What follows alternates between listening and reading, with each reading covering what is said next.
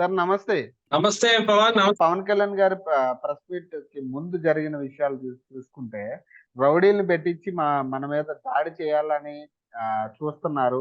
2000 మంది రౌడీలొస్తున్నారు. విత్ ఏదైతే గొడ్డళ్ళు ఇవన్నీ గూడా పట్టుకొని వస్తున్నారు. కర్రలు అవన్నీ గూడా. సో, అందరూ గూడా అలర్ట్‌గా ఉండండి. ఎవరైనా అలాంటి వాళ్ళు కనపడితే ఎలాంటి విధ్వంసాలు సృష్టించకుండా పోలీసులకి అప్పచెప్పండి అని చెప్పడం జరిగింది. అంటే ఏంటండి? అంటే మీరు నిజంగా అది ప్లానింగ్ ఉందా వైసీపీకి? లాస్ట్ టైం కూడా పవన్ కళ్యాణ్ గారు ఇటువంటి వ్యాఖ్యలే చేశాడు. హ్మ్. ఈయన దగ్గర ఆధారాలు ఏముండవండి. ఇదొక మైండ్ గేమ్ ఇది. హ్మ్. అంటే ప్రజల్లో ఏదో ఒక డిస్టర్బెన్స్ క్రియేట్ చేయడం తప్పితే ఈయనకు 2000 మందే వస్తారని ఎట్లా తెలుసు? అంటే ఈయన మనుషుల్ని ఈయన 2000 మందిని పంపించి ఏమైనా జయిస్తున్నాడా? హ్మ్. లేదా ఈయనే తయారు చేశాడా? ఆ సైన్యాన్ని వైసీపీ అనే పేరు పెట్టి బనీళ్ళన్నీ ముద్రయించి ఆ సైన్యానికి బనీళ్ళన్నీ ఈయన్నే పంపిస్తున్నాడా? 2000 మంది ఫిగర్ కరెక్ట్ గా ఎలా చెప్తున్నాడు? కాళ్ళు చేతులు కట్టి పోలీసులకు అప్పచెప్పడం ఏంటి? అసలు ఏంటి లాంగ్వేజ్ ఏంటి? నువ్వు కార్యకర్తలకు ఏం సమాచారం ఇస్తున్నావు? నిజంగా కూడా 2000 మంది వస్తే నీ కార్యకర్తలు వాళ్ళని తాళ్ళుతో కట్టి అప్పచెప్తారా? వాళ్ళ ప్రాణాలను తీస్తారు, వీళ్ళ ప్రాణాలన్నీ తీసుకుంటారు. అంటే నువ్వు చేస్తున్న తప్పే. నిజంగా కూడా అతను చెప్పేది కానీ వాస్తవం అయితే నువ్వు కేంద్రానికో నువ్వు కంప్లైంట్ చేయి. నువ్వు కేంద్రానికి కంప్లైంట్ చేయి. ఈ రకంగా అంటే దాన్ని ఎంక్వైరీ చేసి నిజంగా అటువంటి శక్తులు ఉంటే ముందు వాళ్ళని పట్టుకొని అరెస్ట్ చేసిన తర్వాతే నువ్వు మీటింగ్ పెట్టాలి. కాబట్టి అటువంటి శక్తులు ఏమి లేదు. ఈయన క్రియేషన్ సినిమా యాక్టర్ కాబట్టి క్లైమాక్స్ లో ఒక 100 మంది 1000 మంది 200 మంది వచ్చింది కూడా హీరో కొట్టేసేసి మన బుల్లెట్ వేసుకుని వెళ్ళిపోతాడు.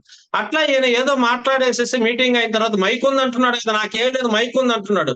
ఆ మైక్ లో ఏదో మాట్లాడి వెళ్ళిపోతున్నాడు. కాబట్టి ఇలా కార్యకర్తల్ని భయాందోళన చేసి వైసీపీ వాళ్ళని తాళుతా ఏదో జరిగే పనుల వాళ్ళు వచ్చేది లేదు, వీళ్ళు కట్టేసేది లేదు.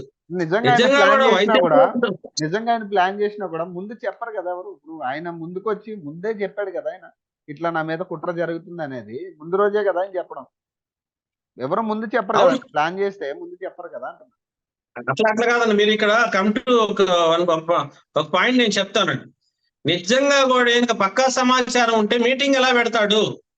ఇప్పుడు 2 కాదు 200 మంది కాదు 2000 మంది అసంఘిక కార్యకర్తలు మీ కార్యకర్తలు ఎంటర్ అంటే నీ కార్యకర్త ఒక్కడు చనిపోయినా కూడా నీకు విలువే కదా.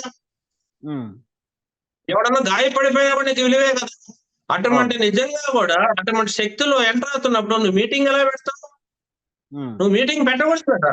అది తెలుసుకొని వాళ్ళందరినీ పట్టించి నువ్వు సమాచారం ఇచ్చి నువ్వు ప్రజాక్షేత్రంలో ప్రజలకు చూపించు వైఎస్ఆర్సీపీ పని చేస్తుందని. ఏమో ఈ రోజు మేము అనుకుంటున్నాం, నేను కూడా చెప్తున్నా, నాకు డౌట్ వస్తుంది. మీరే టీడీపీ వర్గాలు మీరందరూ కలిసి మీకు యూత్ ఫాలోయింగ్ ఎక్కువ ఉంది కాబట్టి మీరే తయారు చేసి మీరే బనీళ్ళు వేసుకొని మీరే వైసీపీకి బురద చల్లాలని మీరు ఆ ప్రయత్నాలు చేస్తున్నారని మేము ఎందుకు నేను మీ ద్వారా తెలియజేస్తున్నాం. అంటే ఫైనల్ అంటే వచ్చే ఎన్నికల పరిస్థితి ఎలా ఉండబోతుంది? అంటే ఖచ్చితంగా వైసీపీ గ్రాఫ్ అయితే తగ్గిందనేది ఇటీవల ఉన్న సమాచారం అనాలిసిస్ ప్రకారం కూడా.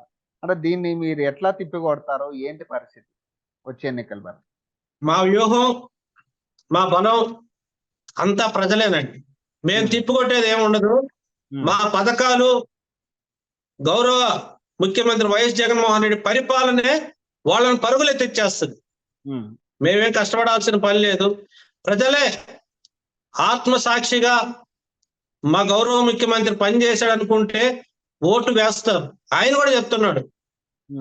ఇటువంటి కసాయి వాళ్ళు ఎంతమంది వచ్చి చెప్పినా కూడా కరుణ జాలి మమత కలిగిన ప్రజలు ప్రజాక్షేత్రంలో పథకాలు అందుకుంటున్న ఏ ప్రజలు కూడా అన్నం పెట్టిన వ్యక్తిని గాని, విద్యను అందించిన వ్యక్తిని గాని, వైద్యం అందించిన వ్యక్తిని గాని, దారి చూపించిన వ్యక్తిని గాని వెన్నుపోటు పడవరని వెన్నుపోటు పొడిచే ఆచారాలు వాళ్ళకు ఉన్నాయి కాబట్టి వాళ్ళు భయపడుతున్నారు. కానీ ప్రజలు మాకు వెన్నుపోటు పడరు. శ్రీరామ రక్షలాగా మంచి పరిపాలన అందించిన గౌరవ ముఖ్యమంత్రి వైఎస్ జగన్మోహన్ రెడ్డి గారికే ప్రజలే మా వ్యూహం. ప్రజలే ఆ రోజు నిర్ణయిస్తారు వ్యూహాత్మకంగా. వీళ్ళని పరుగులెత్తిచ్చేది ప్రజలే, మేము పరుగులెత్తించాం. పోటీ అయితే ఉందంటారా?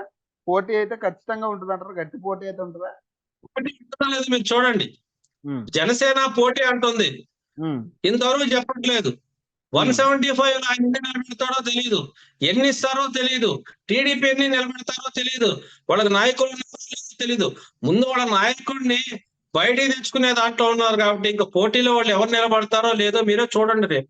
చూద్దామండి. Thank you for joining.